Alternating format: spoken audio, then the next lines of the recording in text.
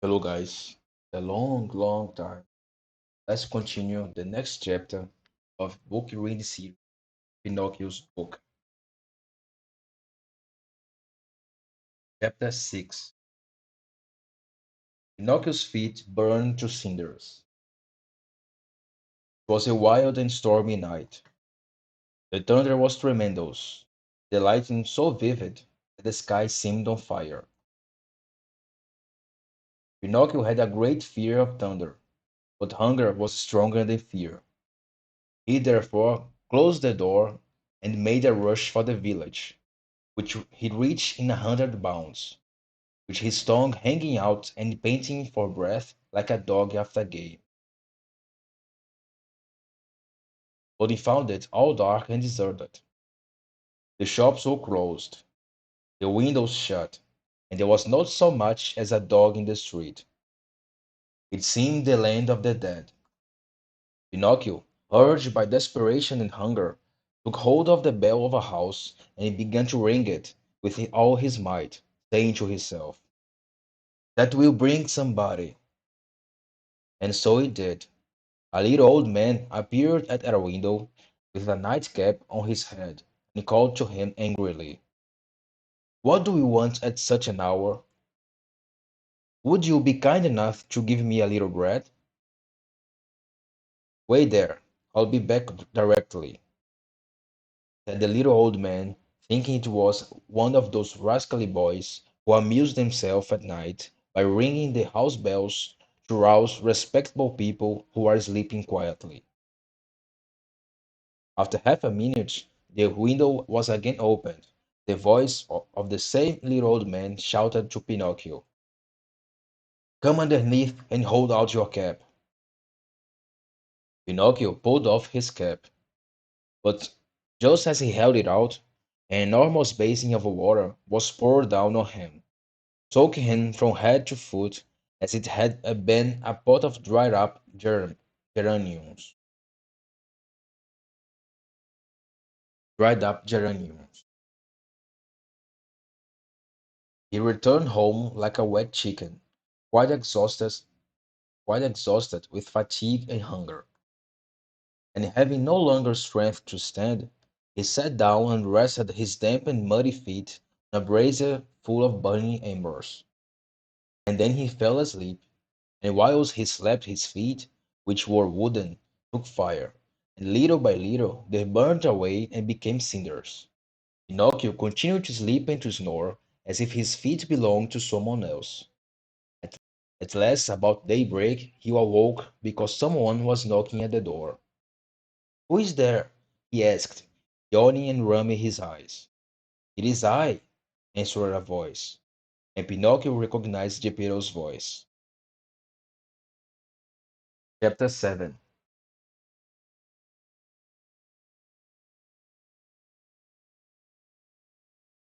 Geppetto gives his own breakfast to Pinocchio. Poor Geppetto, whose eyes were still half shut from sleep, had not as yet discovered that his feet were burned off. The moment, therefore, that he heard his father's voice, he slipped off his stool to run and open the door. But, after stumbling 2 or 3 times, he fell his whole length on the floor, and the noise he made in falling was as if a sack of wooden ladles had been thrown from a fifth story. "Open the door!" shouted Geppetto from the street. "Dear papa, I cannot," answered the puppet, crying and rolling about on the ground. "Why can't you?" "Because my feet have been eaten." "And who has eaten your feet?" "The cat," said Pinocchio, seeing the cat was amusing herself by making some shavings dance with her forepaws. "Open the door, I tell you," repeated Geppetto. "If you don't, when I get into the house, you shall have the cat for me."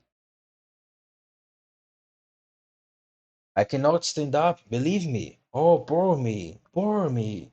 I shall have to walk on my knees for the rest of my life." Geppetto, believing that all this lamentation was only another of the puppet's tricks, thought of a means of putting an end to it, and climbing up the wall, he got in at the window. He was very angry, and at first he did nothing but scold. But when he saw his Pinocchio lying on the ground, and really without feet, he was quite overcome. He took him in his arms, and began to kiss and caress him, and to say 1,000 endearing things to him. And as the big tears ran down his cheeks, he said, sobbing, "My little Pinocchio, how did you manage to burn your feet?" "I don't know, papa, but it has been such a dreadful night that I shall remember it as long as I live." It thundered and lightened, and he was very hungry, and I was very hungry, and then the talking cricket said to me, "It serves you right. You have been wicked and you deserve it." And I said to him, "Take care, cricket." And he said, "You are a puppet, and you have a wooden head." And I threw the handle of a hammer at him, and he died. But the fault was his, for I didn't wish to kill him. And the proof of it is that I put an earthenware saucer on a brazier of burning embers.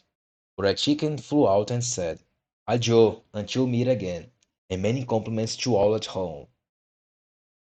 And I got still more hungry, for which reason that little old man in a nightcap opened the window, said to me, "Come underneath and hold out your head," and poured a basinful of water on my head, because asking for a little bread isn't a disgrace, is it? I returned home at once, and because I was very hungry, I put my feet on the brazier to dry them. And then you returned, and I found they were burned off. And I'm always hungry, but I have no longer any feet. Oh, oh, oh! And poor Pinocchio began to cry and to roar so loudly that he was heard 5 miles off. Pero, from all this jumble account, had only understood one thing, which was that the puppet was dying of hunger, drew from his pocket 3 pears, giving them to him, said, "These 3 pears were intended for my breakfast, but I will give them to you willingly. Eat them, and I hope they will do you good. If you wish me to eat them, be kind enough to peel them for me." "Peel them?" said the beetle, astonished. "I should never have thought that you were so dainty and fastidious. That is bad. This world we should accustom ourselves from childhood to like and to eat everything, and there is no saying to what you may have brought. There are so many chances." "You are no doubt right," interrupted Pinocchio, "but I'll never eat fruit that has not been peeled. I cannot bear I cannot bear rind. So good Geppetto so good Geppetto peeled the 3 pears and put the rind on a corner. So good so good Geppetto so good Geppetto peeled the 3 pears and put the rind on a corner of the table. Having eaten having eaten the first pear in 2 mouthfuls, Pinocchio was about to throw away the core. Geppetto caught hold of his arm and said to him, "Do not throw it away. This world everything may be of use." "But Coro, I am determined I will not eat," shouted the puppet, turning upon him like a viper. "Who knows? There are so many chances," repeated Geppetto, without losing his temper. And so the 3 cores, instead of being thrown out the window, were placed on the corner of the table, together with 3 rings. Having eaten, having eaten, or having eaten, or rather having devoured the 3 pears, Pinocchio yawned tremendously, and then said in a fretful tone, "I am as hungry, I am as hungry as ever. But my boy, I have nothing more to give you. Nothing, really nothing. I have only the reins and the cores of 3 pears." "One must have patience," said Pinocchio. "If there is nothing else, I will eat in a ring." "One must have patience," said Pinocchio. "There is nothing else, I will eat a rind." "There is nothing else, I will eat a rind."